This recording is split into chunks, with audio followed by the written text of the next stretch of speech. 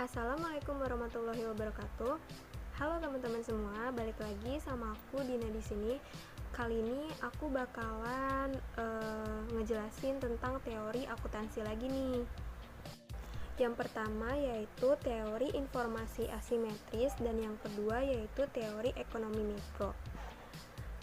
Yang pertama, teori informasi asimetris atau disebut juga dengan kondisi tentang teori informasi asimetris pertama kali dicetuskan oleh Arrow tahun 1963 dalam satu artikel yang berjudul Uncertainty and the Welfare Economic Medical Care di jurnal American Economic Review.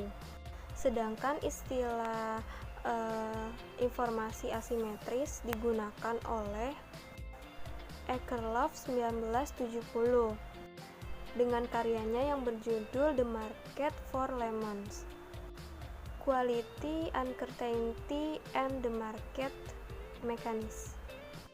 Ia menyebutkan bahwa barang kacangan yang seperti itu nilai rata-rata dari suatu komoditas cenderung turun, bahkan untuk barang yang berkualitas bagus sekalipun.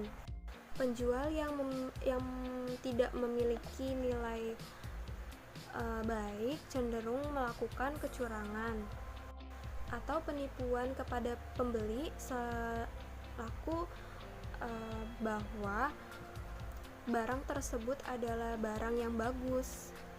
Informasi asimetris dapat menyebabkan kerugian bagi investor, sehingga regulator selalu meminta perusahaan yang telah terdaftar di Bursa Efek untuk melakukan transparansi dan melaporkan seluruh informasi yang dimilikinya agar tidak ada yang merasa dirugikan.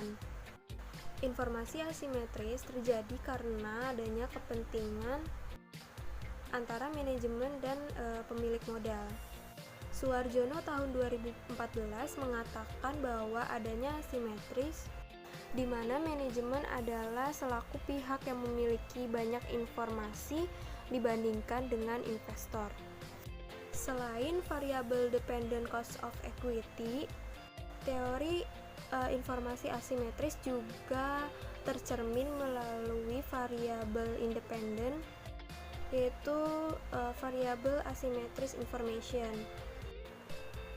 Yang kedua yaitu teori ekonomi mikro. Teori ekonomi mikro adalah cabang dari ilmu ekonomi yang mempelajari perilaku konsumen dan perusahaan serta penentuan harga-harga pasar dan kuantitas faktor input barang dan jasa yang akan diperjualbelikan. Ekonomi mikro menjelaskan how and why sebuah pengambilan keputusan dalam tiap unit ekonomi. Ilmu ekonomi mikro pada dasarnya memperjelaskan perilaku ekonomi dari suatu pengambilan keputusan individu seperti konsumen dan pemilik sumber daya dan perusahaan-perusahaan dalam perekonomian bebas usaha. Dalam teori permintaan dan penawaran ada beberapa komponen ekonomi mikro yang mempengaruhi permintaan dan penawaran suatu produk, barang, atau jasa. Pendapat ini dituangkan oleh Will Heteria tahun 2013.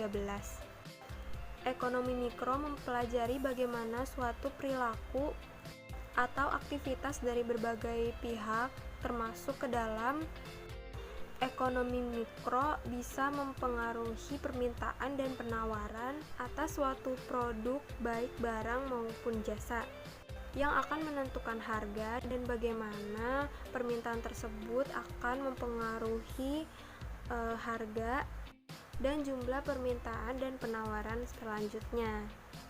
Oke, mungkin cukup sekian penjelasan teori akuntansi yang aku jelasin hari ini. See you on the next video. Bye.